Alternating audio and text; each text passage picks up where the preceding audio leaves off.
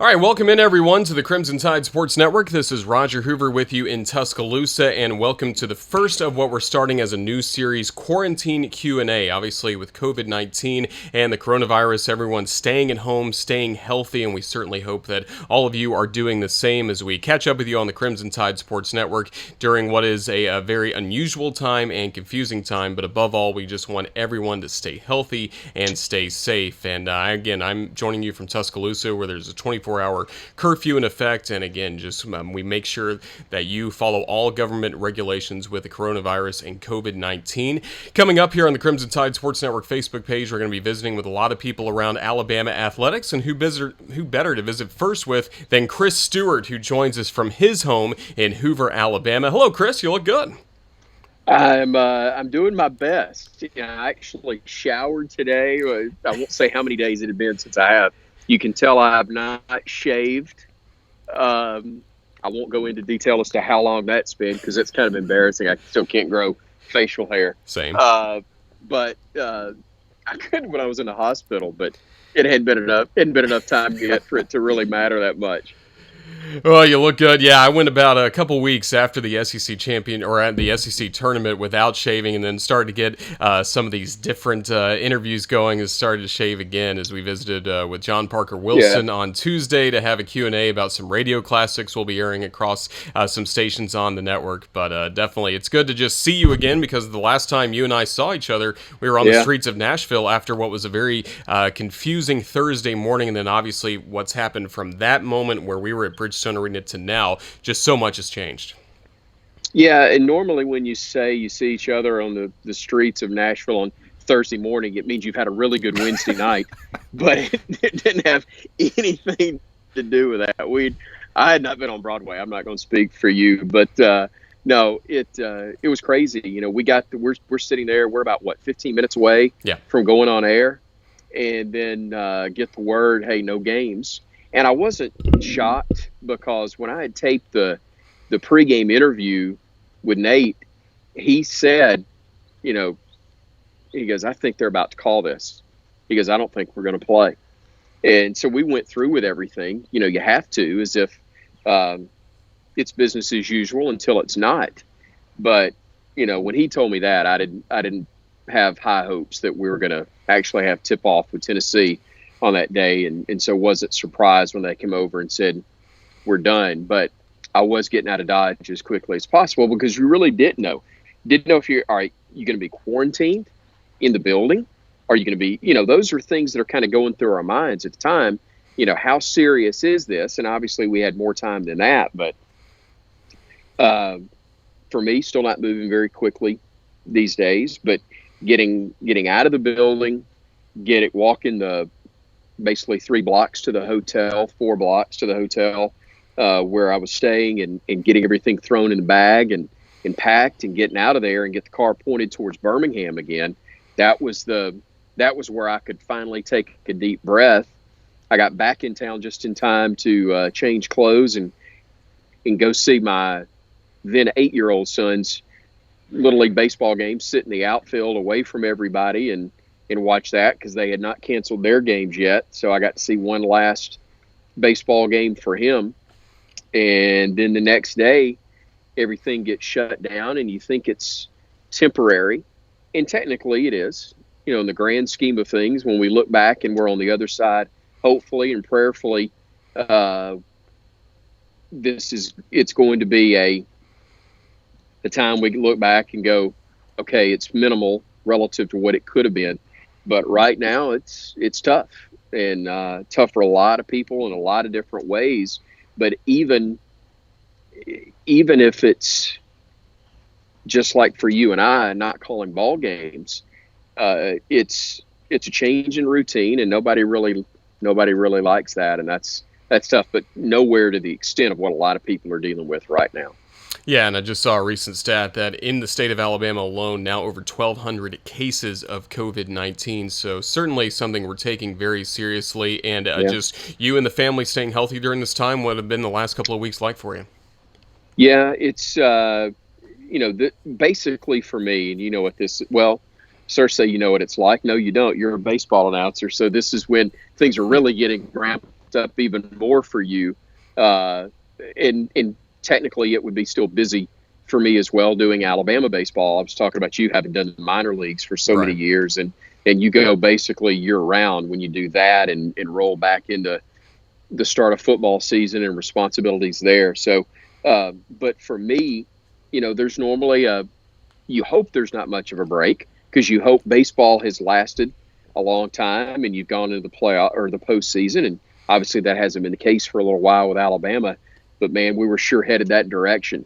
And that was so sad and disappointing for Coach Bo and that staff and those players who had gotten off to a historic start, one of the best in the history of Alabama baseball, to have it just end as abruptly and as quickly as coaches and athletes all across the country and all around the world, frankly, are dealing with at this point.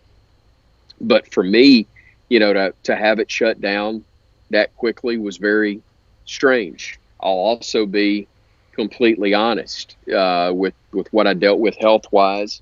I probably needed a break. Was not happy about it. Could have gone through, pushed through, would have been fine doing so. But the reality is when I got back from Nashville, I was tired and I needed some time to recoup a little bit, and did. And now I need to get busy again and stay busy, and I'll create my own stuff physically. When I say I'm almost to 100%, I need to clarify that's not 100% from where I was before I had the bypass surgery and went to the hospital, but 100% in terms of maybe where I was when I got home from the initial surgery, not the infection that ensued a week later that threw my life into chaos in a 3-month hospital stay, but I'm where I can physically not really have any limitations in terms of workout, and I need that. My arms and legs are not at full strength. Still very weak. It's humbling, frankly, to have your beautiful 5'1", 95-pound wife have to open a bottle or a jar for you every now and then, and I still deal with that. But thankfully, about to heal up where I can start to work on that and take care of those things a little better for myself, and that'll help me just from a very personal standpoint get back to feeling normal again, even though really normal would mean calling ball games and trying to figure out, we're going to be able to win this series in what is a brutal SEC. Yeah, just getting back to normal would be so key for everybody, but obviously, again, we're dealing with the impact of COVID-19. We're visiting on the Crimson Tide Sports Network, and we are getting some comments on our Facebook page, and we're going to try to answer a few questions as we go along. And obviously, Chris, there are a lot of questions that Alabama fans have right now that you and I really can't answer, because even as we heard from Coach Saban today on his teleconference with Alabama reporters, there's a lot he can't answer. There's a lot Greg Byrne can't answer. This is just a very confusing time for what the next steps could be. And if those guys don't have the answers, you and I got no shot. Exactly. You and I, if those guys can't figure out the answers, you and I aren't even smart enough to come up with the questions. Okay. So, yeah, I mean, that's tough, and I don't know is something that those guys are not accustomed saying. It's different. I can't imagine.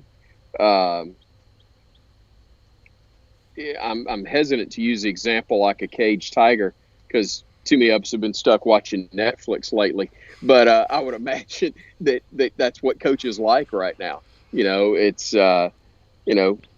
understanding of the situation as it is, and that this is something unlike any of us have ever in our lifetimes dealt with. But at the same time, we know how he is and how all coaches are, frankly. This is when if you're in baseball, softball, other sports going on in the spring, you're in the mindset of hitting the seat. This is what you've prepped for all year, and now it's gone. If you're football and those fall sports, you're sitting here going, we got to start getting ready. There's work to be done to prep for that, and yet you're trying to answer questions about whether that season's even going to take place, when is practice going to take, what's practice going to look like. And you're right. There's no way to answer that. They don't know, and nobody does. And that's the part that is most difficult in all of this is realizing that, well, there's only one that has the answer, and we ain't him, and we ain't ever going to be him. That's the thing of, you know, God's in charge and I ain't him. You're And exactly that's right. the only one that knows. That's the only one that knows when all this is going to return to what we used to think of as normal. No doubt, and we want to get back to normal as soon as we can. And I mentioned folks are asking some questions on Facebook, and I'll be able to Sure. drag a couple of these on here. And let's go ahead and, man, that's too big right there. But Jack is asking, what is the favorite Alabama football game that you have been a part of in your time with the network, Chris? Ooh, man, that's tough because there have been obviously some great ones, and I've been so fortunate that in this stretch where I've been an Alabama fan my whole life. My first Alabama game to go to was Alabama, Arkansas State with Coach Bryant towards the end of his career, and Legion Field in Birmingham, and a fan before that. So, and there's a lot of games that I would put in the contender category of favorites before I ever went to work with the Crimson Tide Sports Network. But even just to narrow it to that stretch, you got to remember I've been involved for about 20 years now. Right. Going back to when I first got involved through ACN Sports, the old Alabama Cable Network, rest its soul. We were doing games and had a chance to be a part of that. It's tough to narrow it to one. Obviously, all the national championships are special. The win in Miami over Notre Dame, there were certainly more dramatic games in that one because that one was over almost after the national anthem. And you knew certainly after that first drive that Alabama's just physically better than Notre Dame. But because it was Notre Dame, the history involved in those two programs. Won the Orange Bowl, but you're in Miami. So it's got that bit of history to it. And the fact that it was so stinking dominant. And did I mention it was Notre Dame? That makes it really, really special. Now, you know it's great when you're able to laugh, have fun, and enjoy a win like that, even while you're working with about 102-degree temperature, as I did that day. I remember, we were playing Missouri the very next day in Columbia. Basketball, we had a Tuesday. Our luck, we drew the Tuesday night SEC game back then after a national championship in Miami. So Tom Stipe and I get out of the stadium at 1:00, along with, Butch Owens getting the gear wrapped up, and three of us are getting out of there. We get back to our hotel. We've got to remember the game's in Fort Lauderdale. Mm-hmm. The hotel's in Miami. So it's 1:00 leaving for the 30-minute drive, even with Stipe at the wheel. It was 30 minutes. It tells you how far away we were. Back to the hotel in Miami, maybe an hour's rest, maybe. And then we had to drive back to Fort Lauderdale and catch a 6 a.m. flight. Miami. And that was the other thing. I said, when this plane takes off, if we're over water more than 5 minutes, I'm causing a stir because they're sending us to the wrong Columbia from down here. But anyway, we had to go to Atlanta, connect, and then go to Columbia, which makes Tuscaloosa's airport look like Atlanta. They had baggage claim. I kid you not. We get there, and baggage claim is one. You didn't ask me this, but we're killing time. So yeah, go for it. We're on Facebook. It's unlimited. It's one conveyor belt, okay, that is about 15 to 20 feet long. Okay? We land. It's not like one of these connector things where you get on and you take a little bridge to the gate. We go down the steps of the airplane and walk into the terminal to stand at baggage claim. We watch them take our bags off the plane. They stick them in a cart and drive them about 100 feet. And then somebody's sticking them on this. Could we not have just gotten our own stinking bags and walk? Anyway, that's another image that I have of that glorious time. Get there. Stipe had problems getting the gear to work at the stadium because he wanted to set it up early. And then we were going to head back to the hotel, check into our rooms, nap, shower, ball game, all that stuff. Oh, no, forget nap because he had technical problems. We were lucky we got back in time to shower, change clothes, come back and do a game, get popped by 20 because Missouri was still good in basketball at the time. And Brian Passink well-rested all throughout this, right? Oh, well-fed, well-rested. Well-rested, but ticked because the plane took off at 7 from Tuscaloosa or right at kickoff. Oh, wow. Whatever the time was. Yeah, don't get him started there. Congratulations to Anthony Grant, by the way, being named National Coach of the Year at Dayton. But Brian Passink still not a fan because the plane took off right at kickoff of the national championship game. Anyway, and by the time they landed, all the scoring was over. The game was done. Yeah. So yeah, he may or may not be happy with me telling that story, but anyway, his version's better. We'll leave it alone. Yeah. You get popped by 20 or 25, and then I'm miserable flying back home. And it took 2 more days before I could rest up and fully celebrate the football win once again. But you know what that's like. I mean, when we're at that part of the year and you're not just doing football, you're already midway through basketball season. And there's not a lot of time to celebrate. No, I wouldn't trade it for anything. It's not a complaint. It's just a reality of, I go from this great celebration of a national championship win that you've built for all year long to losing a midweek basketball game by 20 on the road with no sleep. And it was not pleasant at that time, but made for a good story, or at least I won't say a good story. It made for a time filler for you. No doubt about that. We certainly like that. What was the freaking question? Just your favorite football game. Championship game. Yeah. That was one of them. How about that? No doubt. That's the one that came to mind and took up 10 minutes.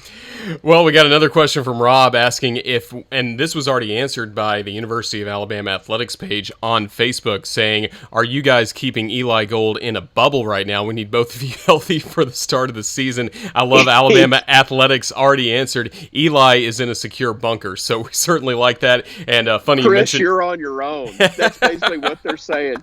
Well, we're not allowed... Eli and I are not allowed to travel together. That's right.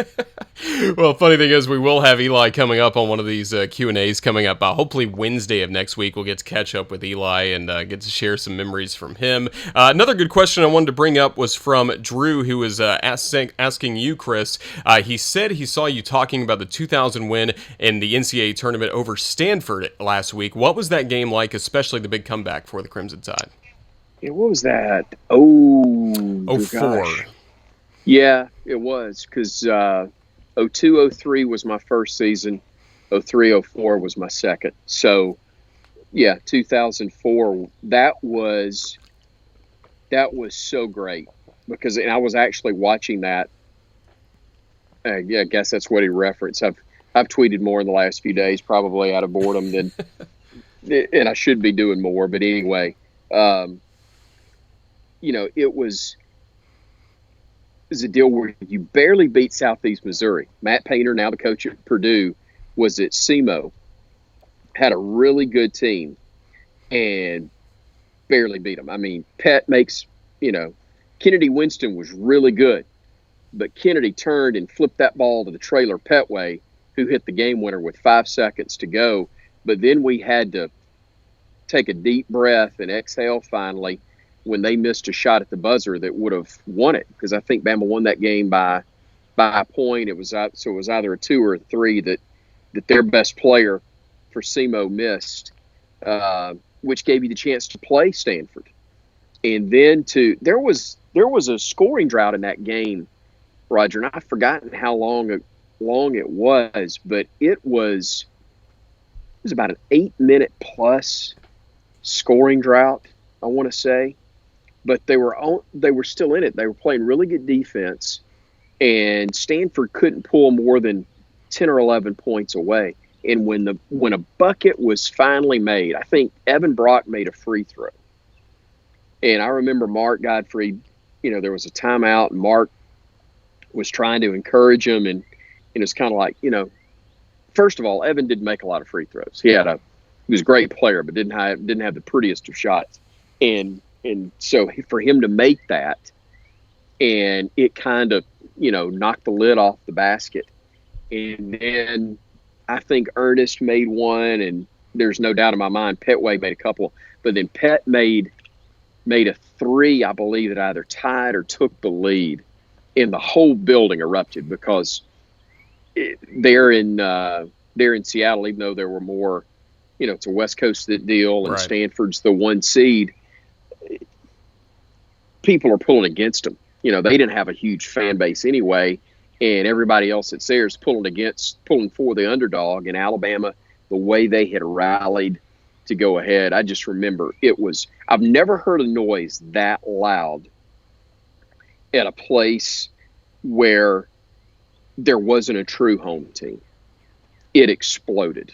It was so loud when that ball went through the basket, and it was a chance to start over. And then Alabama just, was not going to lose at that point. You just had the feeling that they were not going to lose that game, and they didn't. And it was so much fun.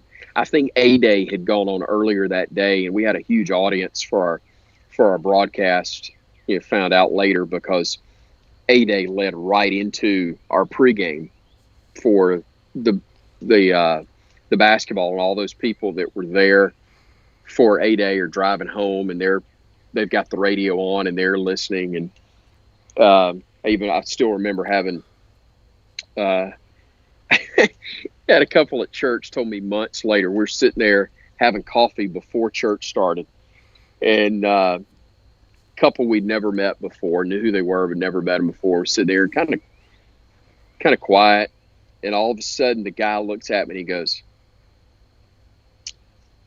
"We had to pull off the side of the road during the Stanford game to hear that." He said, we were so nervous. And he goes, "Then we got so excited, I had to pull off the side of the interstate to listen." And it was like one of the first, that was the icebreaker for us talking to them. But it was funny how much for Alabama fans that game resonated in that moment, because it sets you up to come back home. You celebrate, everybody's ecstatic, but now you're like, okay, we got to turn around and go back west, because we went from Seattle to Phoenix, and the attention just ramps up that much more when you're down to 16. And for Alabama to have never have been beyond that round, and you're playing the defending champions. Now, make no mistake, Syracuse was a lot different with Hakeem Warwick as their top guy as opposed to Carmelo Anthony, as they had been the previous year when they won the national championship. But that game, the Stanford game set you up to where you could play Syracuse. Bama played great, won that one. And if they had drawn anybody other than that UConn team, then they probably get to the Final Four. Yeah. But whoever drew UConn was going to lose. And UConn was so horribly seeded, they were the 2 seed. But the reality is, if they'd been the 1, Alabama would have had to play them the game before and probably wouldn't have been able to beat them at that point. And that's not a shot at that Alabama team. The point is, whoever played UConn was going to lose. It didn't matter when you played them. That team was so good, they were going to win at that point. So Cinderella, had midnight arrive in Phoenix, and it was tough to wrap up. But I'll never forget waiting when the team bus arrived. We're gonna always taped pregame with Mark about, I think it was 90 minutes away from tip, 2 hours maybe, and the bus pulls up. And I'm waiting on him, and I walk with him to what we did on the road. Walk with him to the locker room and taped the pregame at that point. And he gets off the bus, and there's the cameras from CBS there, and it's a big deal. It's the Elite Eight game. Winner goes to the Final Four, and Alabama's never been in this game that they're about to play before. And Mark, who 3 times played in a Sweet 16. And now had led his alma mater to a spot they'd never been. He smiled. I looked at him. I said, "It's pretty cool." And he goes, "Yeah, it really is." That's awesome. And as we're walking in the locker room, and Alabama didn't, as I recall, I haven't, watched that game often over the years, but I don't think Alabama played terrible. But the truth was, you were going to have to play perfect. And couldn't quite do it. But the Stanford game is what makes Syracuse possible, and the opportunity against UConn. And man, that was, then also, oh, by the way, which was a much bigger deal then than it is now. But, you're on the cover of Sports Illustrated the next week. Chuck Davis on the cover of SI. Nobody had that in the office pool at the start of the year. Chuck Davis is a cover guy for Sports Illustrated, and there you are, and it's talking about this upset and what's coming next, and it was a special, special time. Certainly was. By the way, get ready, because days like that, I honestly and truthfully believe are coming very, very soon for this program again. Yeah, and if not for a couple of tough losses in February, who knows what could have taken place in the SEC tournament? Who knows what this year could have looked like for Coach Oates, especially with all the injuries these guys had battled through. But still, like you mentioned, this was a fun first year of the Nate Oates era in men's basketball here at the University of Alabama. It's one I'll never forget for a lot of reasons. The stuff between the lines is what's most important. The fact that I was an observer for the first half of it, or a listener to it from the hospital bed, listening to you and Brian and Tom. And then when I finally got a chance to join you guys and be a part of it face to face, it was a roller coaster ride. There's no question. But seeing where this is headed, the style of play, obviously, but the mindset, the mentality, the belief that Alabama fans have for Nate and for his staff and for the direction of this program under his leadership, that's exciting. You're right there. There are games that let get away, and I remember one in particular, even though I can't remember which one it was, but there was one in particular where I had 4 or 5 fans come up to me after the game, and normally where there's, bitterness, anger, whatever, after you blow a lead and lose, it may have been Arkansas, some reason that pops into mind. But I remember for all 4 or 5 conversations that I had that was initiated by fans, there was always some variation of whoever's going to get us better get us now, because their time's coming. And that was exciting to me to see that level of belief, or hear that level of belief in Bama fans' minds of what's coming for this program. Because it's, we can say it, and we get accused often, and understandably so, of, well, your employees, your spokesman, so to speak, or ambassadors, probably a better term for it, for the program. And that's true. But at the same time, I genuinely believe that's where we're headed. Yeah. So time will tell, but I'm really excited about where things are going, man. And it can't get here soon enough. No, not at all. And I would say the same thing, even if we're playing ball games of some sort right now. That's exactly true. And since we're not able to play ball games, of course, across the Crimson Tide Sports Network with Alabama sports and sports in general just being kind of paused at the moment due to COVID-19, one of the cool things the Crimson Tide Sports Network is doing on a select amount of stations, including Tide 100.9 here in Tuscaloosa, noon on Saturdays, playing classic Alabama football games. And Awesome. we're looking back at the Saban era. So this past Saturday was the first game, the 2008 Clemson game. I got to catch up in a Q&A just like this with John Parker Wilson, and if you're on our Facebook page right now, that's archived also on our YouTube channel as well. But he talked about the belief that that team had going into the 2008 season, and we just got a question a moment ago from Rob Kaiser asking which game did you feel like you knew that Nick Saban was the real deal. He said for him it was the Alabama-Arkansas game in 2007, a good win for the Tide along with the Tennessee win that year that kind of gave fans a glimpse in what was coming. But what do you remember, Chris, about the 2008 Clemson game? A lot of people were just kind of in wait-and-see mode with Alabama, talking about the great talent that Clemson had coming into that ball game, but it was a different conversation once that game was complete in Atlanta. Pre-game, before the Clemson game, seeing Julio Jones in uniform. Now, you see him in practice, seeing him and Mark Ingram, not to mention the linemen others, but seeing those two guys, I'm not going to kid you, I was downright giddy. Holy cow, we got guys that look like that. And I'll tell you my memory of 07. It's different. The Arkansas game was exciting, but the loss to LSU was the one that was the eye opener for me for two reasons. One, Nick Saban had that team, and I don't know if you remember, but I was doing the call with Tyler on back on ACN, the replay broadcast. So we would do the call as if it were live, because as we're watching it, it is, and then they would show that on Sundays on ACN or Monday nights or both or whenever it would run. But it's a tie ball game with 7.5 minutes to go, and Javi takes a punt to the house. And Bryant Denny was electric.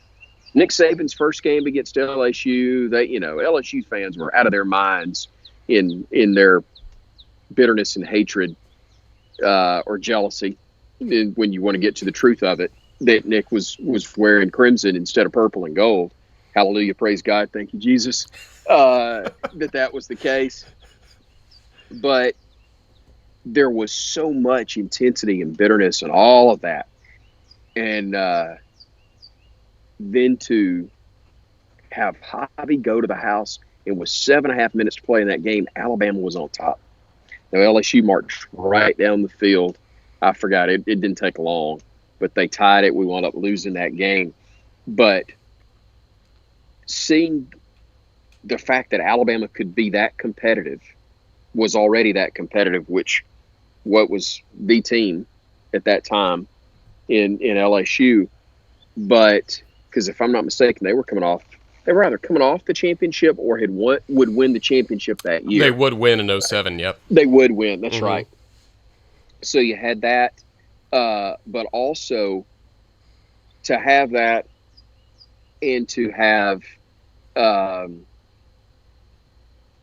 to look at the LSU players. That was the other thing for me, looking at LSU's team going, holy cow, that's what we're going to have. And you looked at it from a different perspective, because you're going, he's going to build that. He's bringing that to Tuscaloosa. And he did 2.0. I mean, it was that program at a totally different level that he built it, thankfully, historic at the University of Alabama. But you knew that night for me that, all right, LSU is what it can look like, But that night in Atlanta now, with Julio and Mark wearing those Alabama uniforms and, the white jerseys and the crimson helmets and just great look. But there was a buzz, because you're like, okay, yes, they're just freshmen, but finally, we got some dudes. We use one of Godfrey's terms again. We got some dudes, and that's who we had. And and there are a whole lot more dudes that came after them, thank goodness. But that was, again, the game itself, I don't even remember much about it.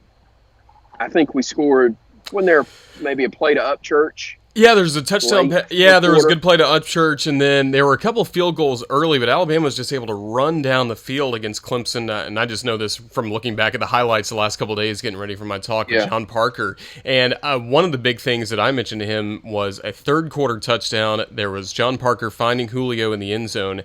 Next play, Alabama goes for 2, hands off to Mark Ingram. He gets the 2-point conversion. It was almost like a preview. Hey, this is what you have the next 3 years coming up. Sure. The amazing skill of these guys. No question. And like I said, and you can tell from my reaction, the game itself, I don't have a ton of recollection of, but I knew in pregame from a program standpoint, and it's amazing how for both of those programs, you look back now historically, how everything changed, because that was the beginning for Alabama. It was the beginning of the end for Tommy Bowden, because was it not at the middle of that year that he got let go and Dabo becomes the head coach? So that turned out to be a very good day for both programs. It just took Clemson a while to realize it. Alabama knew immediately that it was a new day, but for Clemson, that started things towards again, as has happened so many times in the history of their program, and I say this somewhat tongue in cheek, a Bama guy bails them out once again. No doubt about it. A big turn of events there, as of course the Crimson Tide in 2008 would go undefeated in the regular season, have that tight loss led late against the Florida Gators, but Florida wins the SEC championship, and then you get back in 2009. Again, the Crimson Tide off to an undefeated start, and the next game in our classic re-air that's coming up on Saturday on a few radio stations across the state, and we'll have the podcast available as well on the Crimson Tide Sports Network podcast feed, the 2009 Tennessee game, and that brings us back to Tuscaloosa. A lot of excitement around that game because you had Lane Kiffin in his what turned out to be only year in Knoxville coaching the Volunteers. Of course, later Alabama's offensive coordinator with Coach Saban, squaring off in what turned out to be, Chris, to be a real defensive struggle, and it's a good thing at the end of the ball game and throughout the game that Terrence Cody was on Alabama's side. Yeah, and I remember that also as the game that was almost the last one that Brian Passink was allowed to witness in person, because my radio partner had said, "Hey, can you get me in the booth for the game?" Sure, come on. He was going to be there that day. We got him in the booth with us, and then we sat there in the press box and almost lost. And he knew he would never be allowed back in, and it would be questionable even for basketball if he'd be allowed back in if we lost that day to that Tennessee team with that guy as the head coach. So anyway, it was there was a big sigh of relief for a lot of people, none more so than BP on that particular day. But it was, and I've used this analogy before. Sometimes winning feels so good because losing would feel so bad, and that's one that was it. If you told Alabama fans coming into that day that you'd win a game by making a stop at the end, they probably would have been ticked. What are you talking about? We're supposed to blow this one out. But because of how it played out, and you felt like you ripped Tennessee's heart out, which is the only thing that even rivals beating Tennessee badly is giving them false hope from a Bama perspective, and then yanking the victory away from them at the last minute. That's one of those days because they really thought they were going to get it done, and then they didn't. And it was truth is that kick was going to go dead left anyway and wasn't going to go through. It wasn't high enough at all. Yeah, it wasn't high enough because Cody could do a lot of stuff, but height, up and down was not necessarily strong because Julio. And if the kick had been good, Julio would have blocked it. That's right. That's the thing. If he kicked it straight, I got a picture in there on my wall right now. If the kick is actually a decent kick, Julio's going to block it. But instead, the first line of defense got it, and it was it was Terrence, and there was the celebration going on the field, in the stands, in the Alabama radio booth. It was because here's the thing, and I think we've seen that. That was the perfect season, right? That was the national championship year, 14-0. Undefeated season. Man, it is so tough to win a title. It is unbelievably tough to be perfect in a year. And I don't care what sport, I don't care how many games, but football being the one where you have the fewest of the sports we think of in terms of going after a team sport and going for a championship. It is so tough because, Roger, you're going to have an off day. And the question is, are you going to be fortunate enough on the night or the day that you're not at your best, that you're playing somebody that are they either A, not going to be at their best, or B, and I think this was more the case for Tennessee, where their best wasn't good enough to beat you. Now, granted, the kick wasn't their best effort at the end, which would have been, potentially could have been a difference maker. But that's a big if. And you think about, I get asked to speak to alumni groups before every season, and I always say the same thing. You got to be really good to be in the discussion for a championship at the start of a year. You got to be great to be in the mix late, but you got to be lucky to win it all. Yeah. And thankfully, Alabama was lucky that day because they were not their best. There were a lot of things that didn't go right that day, but they had enough, and Tennessee didn't, and that was the difference in the ball game. And it was a huge, huge wake-up call. Certainly was. Crimson Tide getting the victory there. And then, again, I mentioned the Tennessee game coming up from the 2009 season will be aired on Saturday on a few radio stations across the state. You'll get to listen back to Eli Gold's call of that ball game. And really, Chris, it feels like the next month is going to be spent in the 2009 season because we're not only playing the Tennessee game, but the Auburn game, and then the Florida game. And then, of course, we go to the Rose Bowl for the BCS title game against Texas. And obviously, you had to have the Tennessee win to set up everything else that happened after that. And the next one is the Iron Bowl from that year. Do you have any quick thoughts from that ball game, the final drive led by Greg McElroy that helped set up the SEC championship game? Yeah, here's the deal on that one. We were playing, Anthony Grant was the basketball coach, and we were playing in a tournament in Orlando. Now, you gotta understand, we're playing at the exact same time. And I've been watching the game from the media room for the first half and even the third quarter, as best I could. You got pregame prep to do, but I'm getting to the TV in that media room to watch as much as I can of that football game. And we're playing Florida State that day in hoops. I think we'd played somebody else first and won, and then we were playing Florida State. Well, and this is another one I'll tell on Brian. We're sitting there, and I'm trying to remember kind of the timeline on how this played out. But the fourth quarter started about the time the basketball game started. Now, we're only on the internet for basketball. All of our affiliates, we didn't have the split deal like we do now, where we got affiliates they're going to carry basketball if football and hoops are going on at the same time. Back then, it was strictly internet. So we knew two things. One, it was an internet broadcast, and when we got to the end of the first half, Brian's watching the football game on his phone. Okay, he's got one eye on the basketball game. I've got to keep both eyes because I got to describe it. But he's got one eye on the basketball game and one eye on his phone to see what's happening with football. And I'm going off his reaction as to what's happening. And every time there's a commercial break, I'm like, what's, and he turned the phone where I could see, and we'd figure out what was happening. Well, he tells me in the last media timeout, there's less than 5 minutes to go, and basically where we were. So here's, normally the way it works, you got a halftime show with,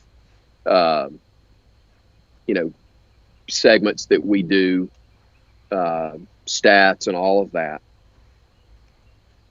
We get to halftime, and I look at Brian and I go, where are we? He goes, 2 minutes to go. Down 6, down 5, whatever it was. No, I'm sorry, down 3. Yeah. Down 3, right? Because there was talk about whether to kick a field goal. No, I'm sorry. Yeah, whether to kick a field goal or go for a touchdown. Somebody's going, no, Chris, you got it wrong. But anyway, you got to remember. It's been a while for us. Trying to call a basketball game. We won, and so much of my thought was on the basketball game at the time. But whatever it was. And Alabama had beaten Baylor. Basically 79-76. Griffin chimes in saying we won 79-76, lost FSU, and then beat Michigan by 2. Yes, absolutely. Sure did. Great memory. It was 21-20. Jonathan chimes in with that score. It was Alabama down 21-20. Thank you. That's right. Because the reason I was confused, I remember Coach Saban saying, remember he called a timeout after we'd already called a timeout because the third down play that they had called was they were going to go conservative and line up for the kick. He's like, no, dang, I don't want to score a touchdown. But backing up a little bit, we get to halftime of the basketball broadcast, and I look at Brian and I go, where are we? And he goes, 2 minutes to go. We've got the ball down 1.